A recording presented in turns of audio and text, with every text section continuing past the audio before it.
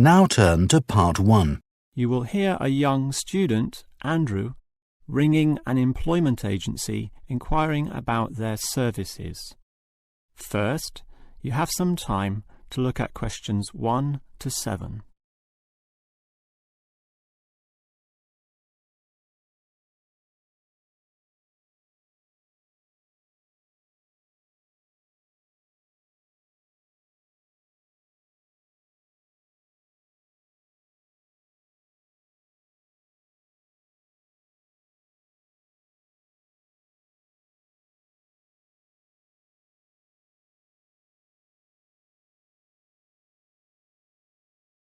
Now we shall begin.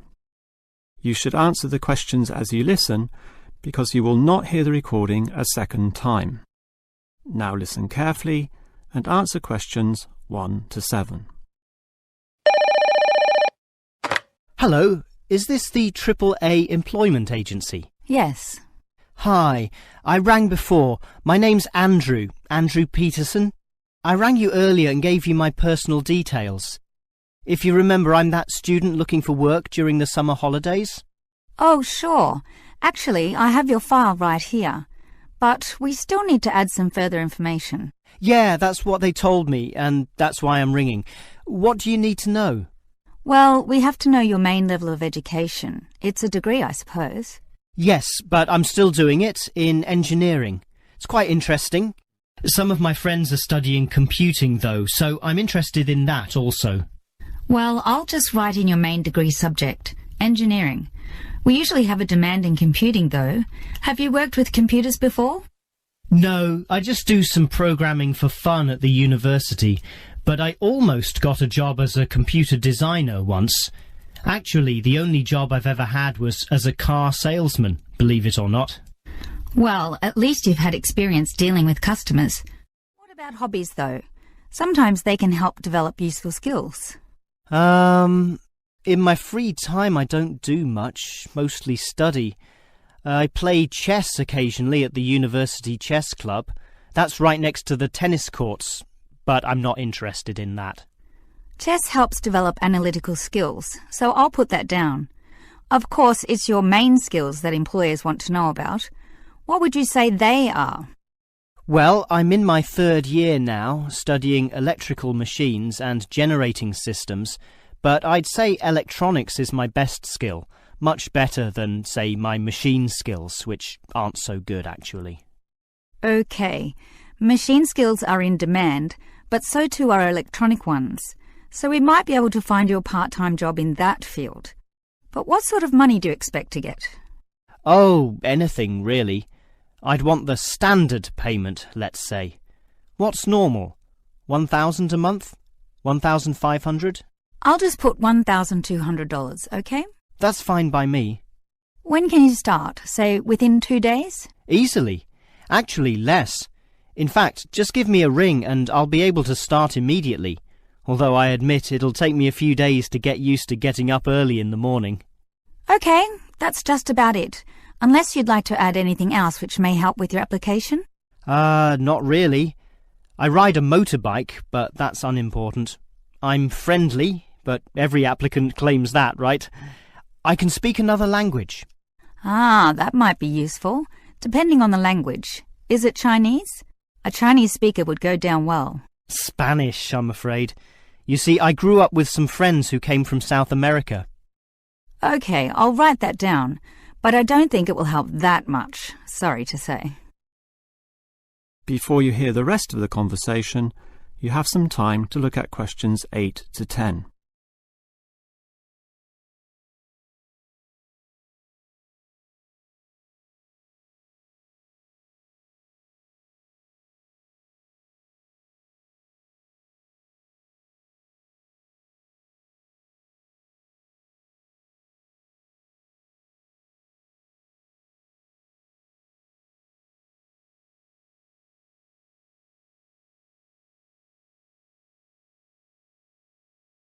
Now listen and answer questions 8 to 10. Well, thanks for your help, and hopefully I'll get a job soon. But can I just ask one more question? Sure. What basically are employers looking for when they interview someone? Oh, many things. Being hardworking, diligent and focused on your job is good, but surprisingly, it often means you can't see the bigger picture or provide suggestions which help the company move forward. That requires thinking for yourself, outside the box as they say, and being free of the standard ways of approaching tasks. Employers certainly value that. I guess experience must help, though. It depends. If it involved a routine job, one which didn't exercise your mind, it might not mean that much at all. But since companies are basically composed of people, it is important to be able to get along with others. There's no point in hiring someone whom the other employees don't like, right? That just causes problems. In fact, I would say that being friendly and approachable ranks far more highly than your academic qualifications. Okay, and that's all assessed at the interview, right? Yes, and your qualifications, experience, and approach to the job, such as whether you can do different things, work overtime, or do long hours as needed. But those latter qualities are pretty much standard. What may be more important is based on the fact that things inevitably go wrong. Mistakes are made and someone's got to fix them in a way that creates the least disturbance. People with demonstrated abilities to do this are certainly regarded highly. I see. That's very interesting. That is the end of section 1. You now have half a minute to check your answers.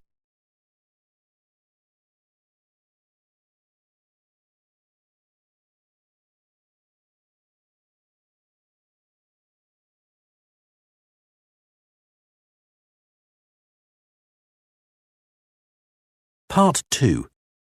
You will hear the manager of the fitness centre giving information about the centre to some new customers. First, you have some time to look at questions 11 to 15.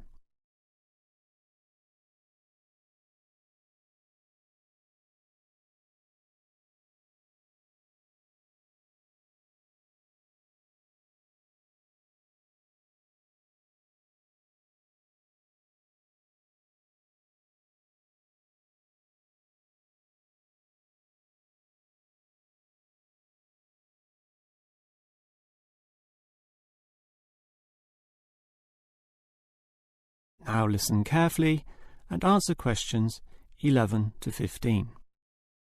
Hello everyone, and welcome to the Fit for Life Health Centre, a place which, as the name suggests, is not just for short-term solutions, but rather intends to put you on a sensible and achievable footing for the rest of your life. And that's how we're different. For example, we could immediately put you on a harsh exercise program, expecting you to work out every day, but such a plan would see you quickly lose interest. That's why the initial step is a 1.5 hour consultation in which your lifestyle, current situation and long-term goals are all thoroughly analysed. Now, an important part of this consultation involves analysing what you eat. There's no point exercising here and losing weight, then putting it all back on later. You will need to show self-control and discipline in your diet, and we'll work on that. Similarly, we'll put you on an exercise regime suitable for your level of fitness. So that will involve a test where we will take you through some activities, then measure your heart rate and blood pressure to determine how fit you are. This will be monitored during every subsequent consultation, along with your exercise schedule, and that occurs monthly and not half-yearly, as with many other centres. As to our actual exercise machines and programs, you will have to decide whether it is muscle mass, stamina, or general fitness that you want to develop. Think about which of these 3 you want to target, and we'll design a specific program for you. But remember, bulging muscles aren't necessarily suitable for everyone. Sometimes it's better to think in terms of 2 simple concepts: muscle definition and stamina, or, if you are female, being fit and healthy, in both mind and body. Before you hear the rest of the talk, you have some time to look at questions 16 to 20.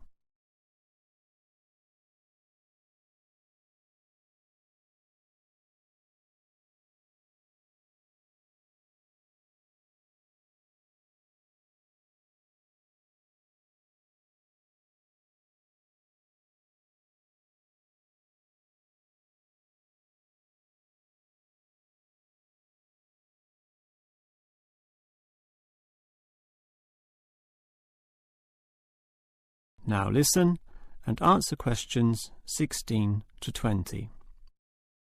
Now, if you're going to work out at this gym, you'll need to think about your reasons for exercising. So let's consider that in more detail.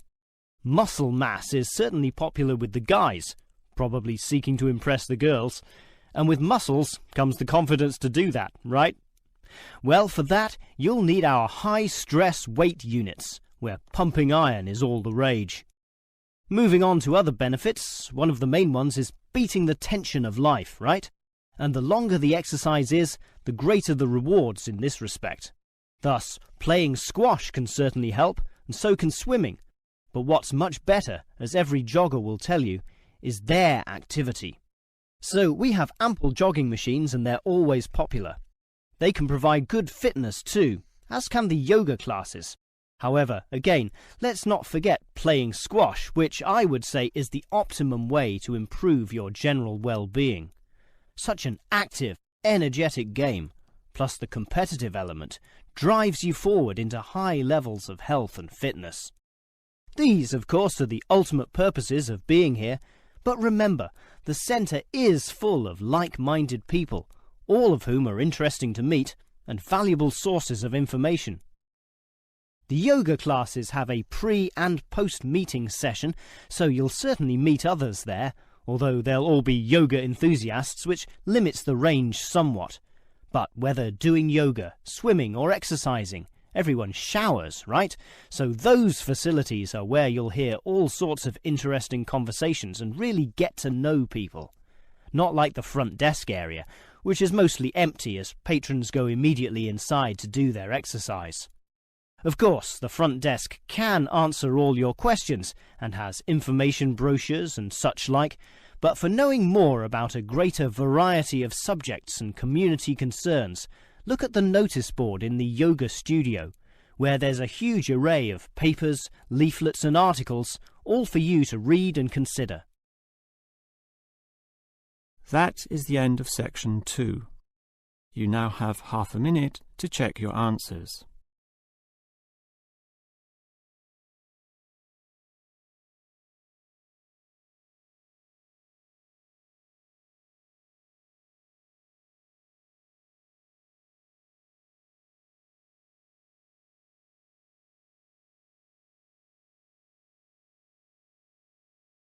Part 3. You will hear two business studies students discussing a presentation they'll do on an article on working effectively in groups. First, you have some time to look at questions 21 to 26.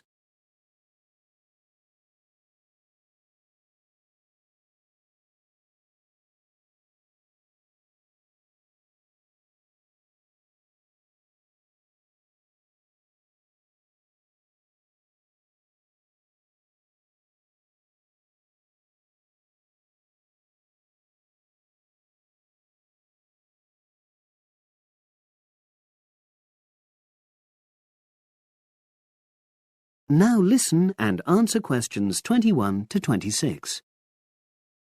So, Brad, what did you think of the article on group work? Oh, hi, Helen. Yeah, it was pretty good, with helpful pieces of advice on how to make group work effective. I think we were lucky to be given such a straightforward text to present at the management skills seminar. Yeah. Actually, shall we discuss it now? Have you got time? Sure. It's only a 10-minute presentation, so we just need to explain and then give our views on the main points raised in the article. I'll jot down some notes. Right. So, there are 3 main sections.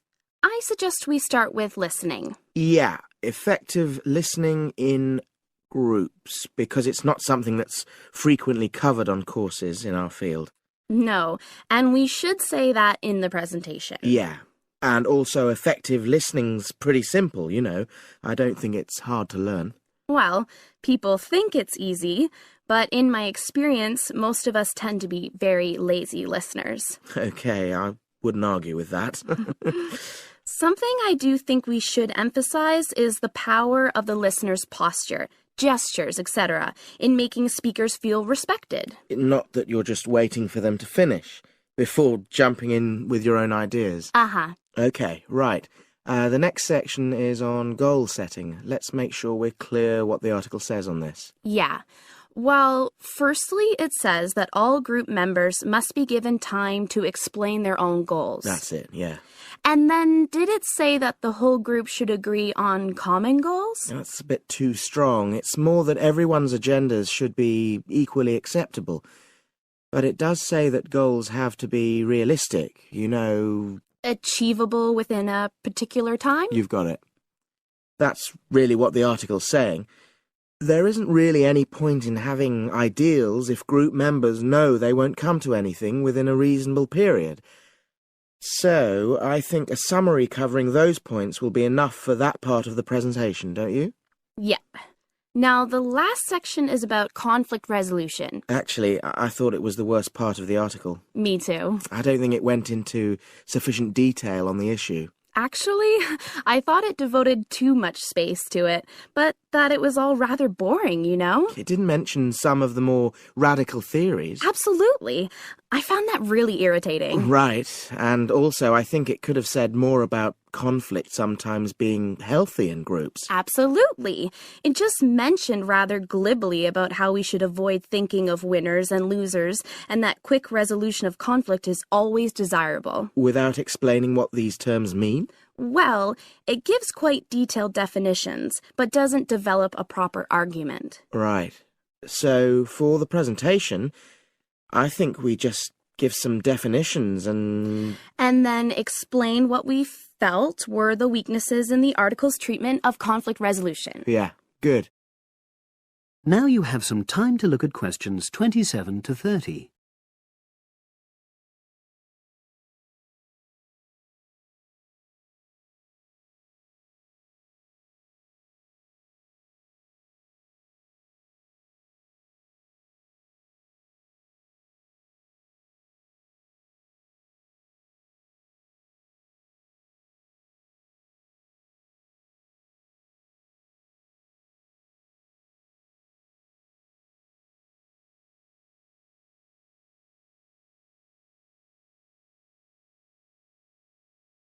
Now listen and answer questions 27 to 30.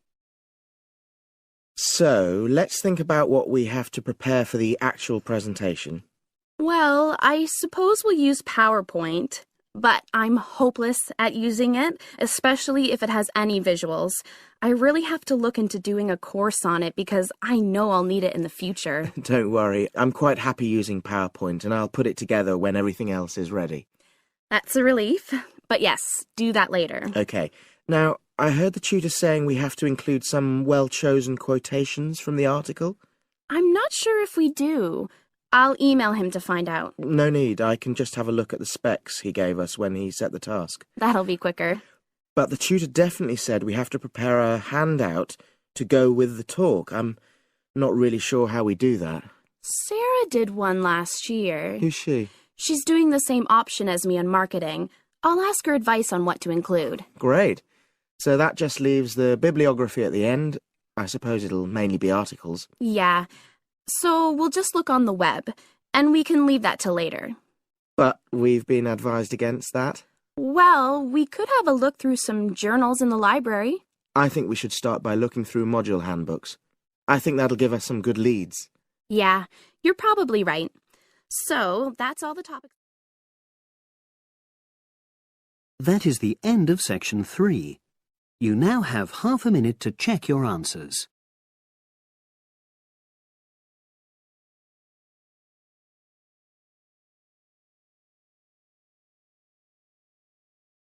Part 4. You will hear a lecturer talking to a group of engineering students about the design of a greenhouse. Before you listen, you have some time to look at questions 31 to 40.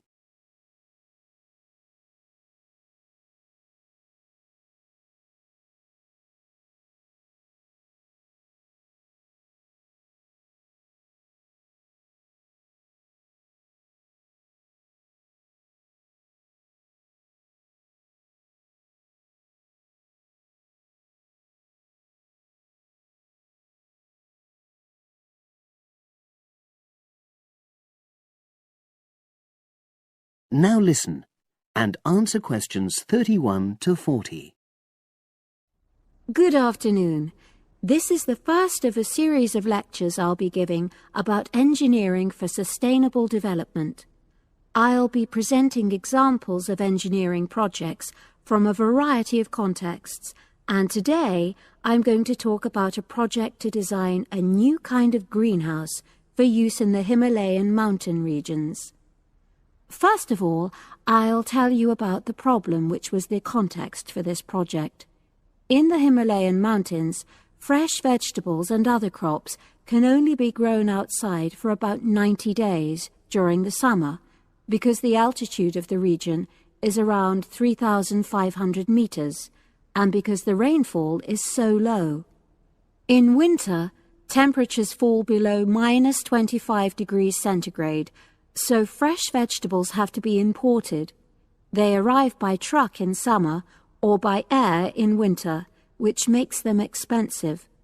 Local people rely on dried leafy vegetables and stored root crops during the winter, and rarely eat fresh vegetables.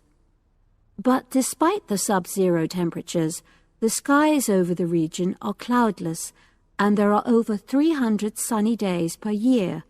So, an engineering solution was needed to exploit the sun's energy and protect locally produced plants from freezing during winter.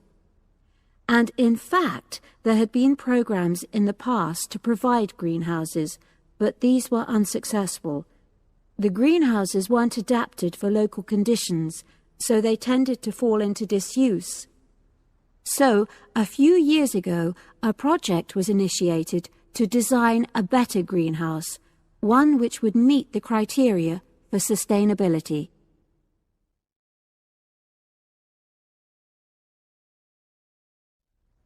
So, what are the criteria for sustainability? Well, first of all, the new greenhouse is designed to be relatively simple, so construction is cheap.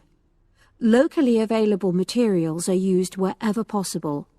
The walls are generally constructed of mud bricks, made locally, although in areas of high snowfall, more resilient walls of stone are needed. Rammed earth is also used. The main roof is generally made from locally available poplar wood, with water-resistant local grass for the covering.